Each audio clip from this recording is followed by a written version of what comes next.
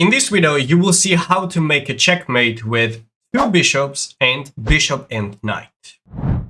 Let's start with easier example how to make a checkmate with two bishops. First of all, I've got to warn you, in the beginning it might look complicated, but it's relatively easy. Just try to follow along the plans what I'm going to tell you.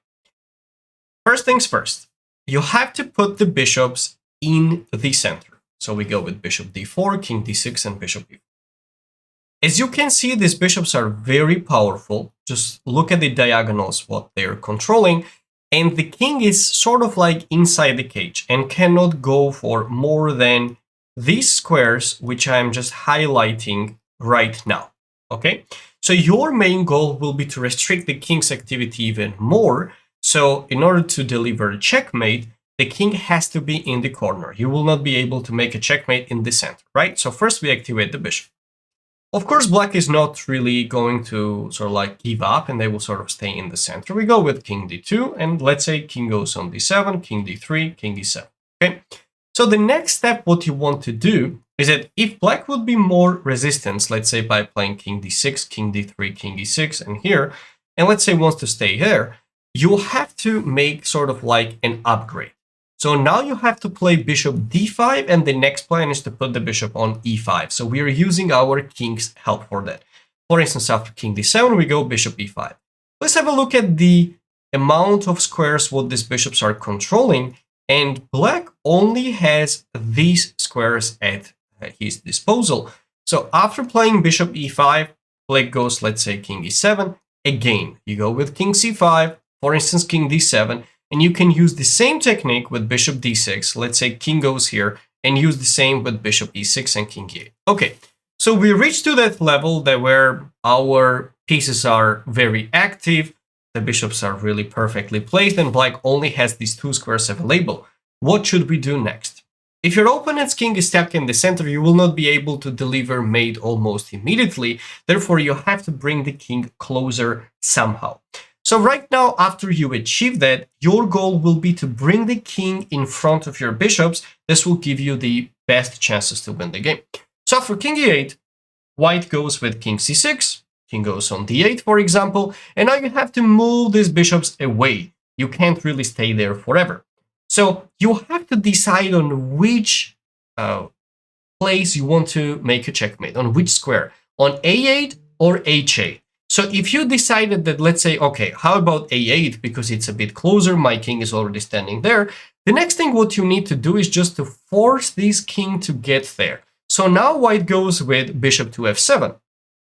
King can no longer go here, is forced to go king c8 and bishop e7. King goes on b8 and king b6. If black's king tries to escape, on d7 we go with bishop e6 check, king goes on b8, bishop d6 check, a8 and d5. And there will be a checkmate. So what you have to do in the beginning is activating the bishop, go on e5, d5, e6, d6, and at the end you choose where do you want to checkmate your enemy's king. It's very simple as long as you follow these plans, and it is also essential to understand that when you activate all the bishops and on the best squares, you have to decide where do you want to deliver final blow. If you enjoyed the video, don't forget to subscribe to the channel and click the like button, because whenever we reach 10,000 subscribers, there will be a free giveaway video courses from my website. Let's move on to a more complicated situation. King, knight, and bishop versus king. Even some grandmasters struggle to make a checkmate. There are many examples of it. Probably you can check out some videos on YouTube as well. I'm sure it will be available. So, when you have bishop and knight, unlike having two bishops, it's a bit more complex to make a checkmate. It applies the same rules that the king has to be checkmated in the corner. It's impossible otherwise, but it is essential to understand that you have to try to checkmate your opponent's king on the same color as your bishop. So if you try to bring the king on g8 and h8, for instance, and trying to make a checkmate, you will fail every single time. The king has to be mated on a8 because it's the same color as the bishop, or h1. Because of this situation that we understand a8 is way closer actually, and our pieces are standing really better there, you have to try to mate him there instead of trying to go all the way to h1. How to achieve that? First of all, you should see that black is trying to go king g8 right now, which is absolutely the opposite of what we want to allow. That's why white starts with bishop h7, forcing the king to go to e8. After king e8, white responds with knight e5. This is called W maneuver. So what black tries to do right now is to play king d7, c6, d5. Basically, black, of course, would love to put the king in the center because it will make it way more complicated for us to win the game. So W maneuver is called because the knight will be maneuvering exactly with that direction. And if you look at it carefully, you will understand that this is just W as the letter. So we play knight e5. Now let's have a look at the easiest version. What if black doesn't really put up any resistance and plays easy looking moves like king f8? Here we go with knight d7, king e8, and king e6. You see, instead of king being on f8, now it's on e8 and is even forced to go closer to a8 square. Where we go with king d6, king e8. It's important to cover up the f7 square, bishop g6, king d8, and bishop f7. So we had exactly the same case. Bishop was on h7, knight f7, and king on f6, but we are getting several files closer to our goal. So after that, king c8, again, we need to use the same maneuver. The knight ends up on b7, so knight c5. Let's say if we go for this easy looking position here, king c8, bishop e6, again, we go with bishop d7 and king a8.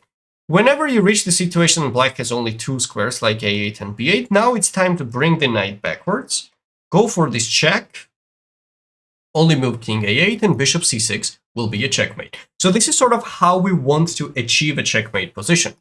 But okay, of course it's not as easy, because after playing bishop h7, first move king e8, knight e5, of course black will not just play back and forth and will try to escape as far as possible.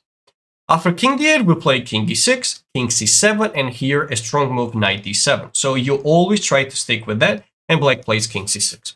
You might be wondering that, okay, we already messed up, because look at black's king, it's about to escape, and we were trying to checkmate it on a8. But it's not as easy as it looks like. White plays here strong move bishop d3. And guess what? The king can't go anywhere anymore. Because bishop is actually perfectly placed on d3 right now that king cannot escape and has to go back. Bishop e4. Again, no squares to go. So as king sort of escapes towards the center, has to go back and play king d8. And now you go king d6. King e8, bishop g6. And we end up in the same situation where we just chase the king backwards. So after bishop f7, let's say king c8, knight goes to c5, king goes to b8, king c6. Again, we want to put the knight on b7 square. This is very important. So king a7, knight b7, of course, king a6, and now you can go for this check. Just not allow this king to escape. Of course, there are many ways how you can win the game, but king c7 is one of them. King a8, and knight goes to d6. Whenever you see that your opponent has only two squares to move the king back and forth, it's time to move the knight away to deliver final checkmate blow. So for king a7, knight c8, king a8, and bishop d5. This is how white wins the game. Now let's have a look at more complex position. This is probably the reason why you're watching this video, because you want to know, okay, for this W maneuver you understood with the knight, but what if we have a random position? How to get to that situation? First of all, it is important to activate almost all of your pieces and sort of try to create a net where your enemy's king cannot escape and slowly but steadily chase your opponent's king. In this position, white plays bishop d4. As you can see, it's sort of like a fortress. You're controlling a lot of squares and trying to put the king inside the box. So for instance, black tries to stay in the center. Of course, it's time to activate the king. You go towards the center, you go for something like here, and king goes to d6. What should be next? The next step already will be to, whenever you activate all the pieces, to start bringing the pieces even closer to the back rank. So after knight f5 check, if the king tries to be more resilient, you go with bishop e5. You see, this king now has to go on a bit closer to the back rank. So let's say it goes on d7. It's a perfect moment to play either knight d4 or even play king d5 right now. You see how easily black already ends up on the back rank without any troubles. So after king d5, black goes on e8.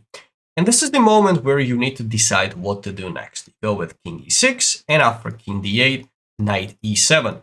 Don't forget that you have to have these knights somewhere along these squares. So you need to use W maneuver. So after knight e7, black goes with king e8.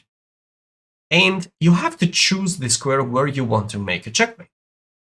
For instance, now we have a dark squared bishop, therefore the king has to get mated on h8 square. So we start with bishop c7. We already have seen this example, king f8, knight f5, king goes to g8, king f6, here, knight g7, exactly same maneuver, king g6. And basically, sooner or later, black ends up in the situation where it will be impossible to avoid this checkmate. Try to create a net with the bishop and knight, slowly bring your king closer, and don't forget this W maneuver. Without it, it will be impossible to deliver a checkmate. If you want to see more content about the chance endings, you definitely need to check out this playlist, which includes a lot of interesting endgame positions.